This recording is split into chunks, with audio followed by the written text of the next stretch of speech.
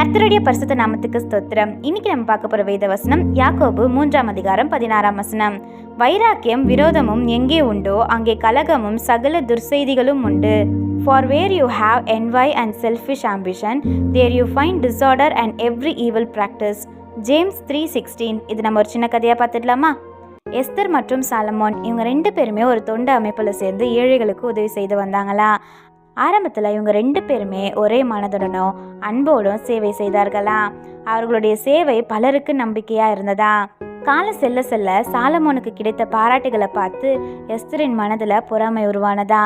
அதே சமயம் சாலமோன் எல்லாவற்றிலும் அவன்தான் முன்னால இருக்கணும்னு சொல்லிட்டு ஒரு சுயநல ஆசையில மூழ்கினானா.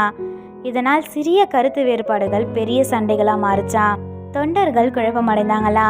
உதவிகள் தாமதமாகுச்சா. சில ஏழைகள் முற்றிலும் மறக்கப்பட்டாங்களா.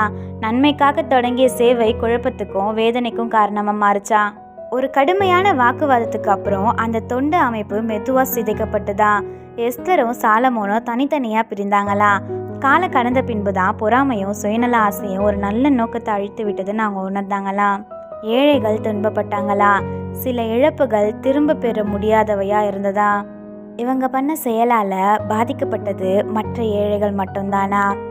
எப்பவுமே பொறாமையும் சுயநல ஆசையும் இருக்கும் இடத்துல குழப்பமும் தீய செயல்களும் தவிர்க்க முடியாதவையா இருக்கும். அதனால பொறாமப்படாமையும் சுயநலமா இல்லாமையும் மற்றவங்களுக்கு உதவி செய்யணும்னு நினைச்சு எடுத்த தீர்மானத்தை செய்து கொண்டே இருங்க. ஆமென்.